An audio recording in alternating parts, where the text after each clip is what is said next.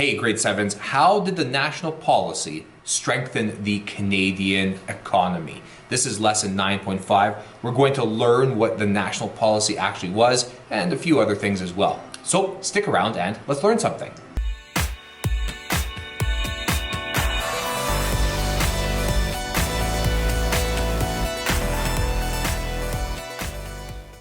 Nine point five is the lesson. How did the national policy strengthen the Canadian economy? We have a transportation policy in place. We have an immigrant policy in place. Now we're going to have an economic policy in place. And that was the third thing that the national policy called for. We need a strong economy.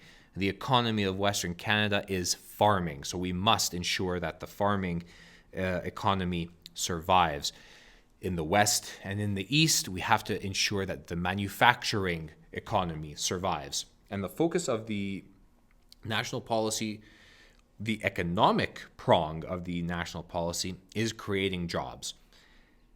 To do that, we are going to introduce tariffs. And we'll see what those are in a little bit here. So we've got a problem, and that problem is competition.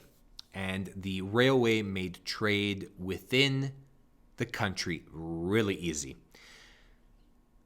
But the problem was the US was also manufacturing goods. And there were more people in the US. The US had a bigger population. And the Canadian manufacturers were facing this stiff competition from the US because the US was producing goods for much cheaper because they were making more of these goods. So the more goods you have, the cheaper you can sell them for. So obviously, what are you going to buy? Well, you're going to buy the cheaper American-made goods. And the Canadians, the manufacturers of the Canadian goods, they were worried that these Canadians are going to take a look at the price tag and they are going to buy what is cheaper. So Macdonald's solution, protective tariffs. And what Canada ends up doing is they place a tax on all products that are crossing the border, which means the cheaper goods made from the US are now going to be more expensive in Canada. So now the Canadians are going to buy the cheaper Canadian goods. So let's take a look at the scenario here. We've got the Massey company, which is Canadian, and it's making a plow in Eastern Canada. It's making a plow for Canadian farmers in the West to use. It sells that plow for $110. But John Deere, still around today, who's an American company, is making an identical plow, but they're selling it for $100. So who are you going to buy? Well, that $10 difference back then is going to be a huge deal. So Canadians obviously are going to buy the cheaper plow, the John Deere one, at $100. So the government introduces a tariff. They put a tax of $20 on the imported plow. So now the imported plow is no longer $100, it's $120. The Canadian plow is now $110. That $10 difference is going to push farmers to buy the Canadian-made plow. Okay, so this is how these protective tariffs work. They're still in existence today.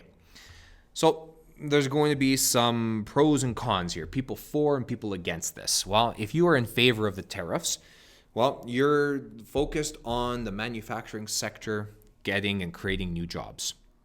That's going to make our Canadian economy more diverse. And because our industries, Canada's a young country, because those industries are young, this is going to help them to grow into experienced industries.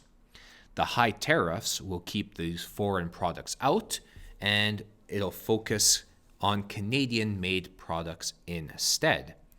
And, well, if you really wanted that foreign plow, that foreign-made good, and you're willing to pay for it, then it's also going to be bringing in more money for the government. But there's also going to be people who are against these tariffs.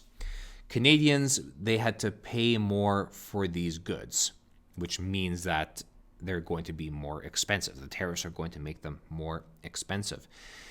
The farmers paid more for their tools and their equipment. Even because of those tariffs, the American-made goods were still cheaper, right? But they could only earn what buyers were willing to pay. And most of the industry that were making these things were in Ontario and Quebec. So people in the West or in the Maritimes, they had few industries. So they had to pay the higher costs even though they didn't have any benefits. It would be easier for somebody down in southern Alberta to buy from American-made manufacturers than from Eastern Canada because it's going to be a lot closer and it's going to be cheaper, but those tariffs will make it expensive.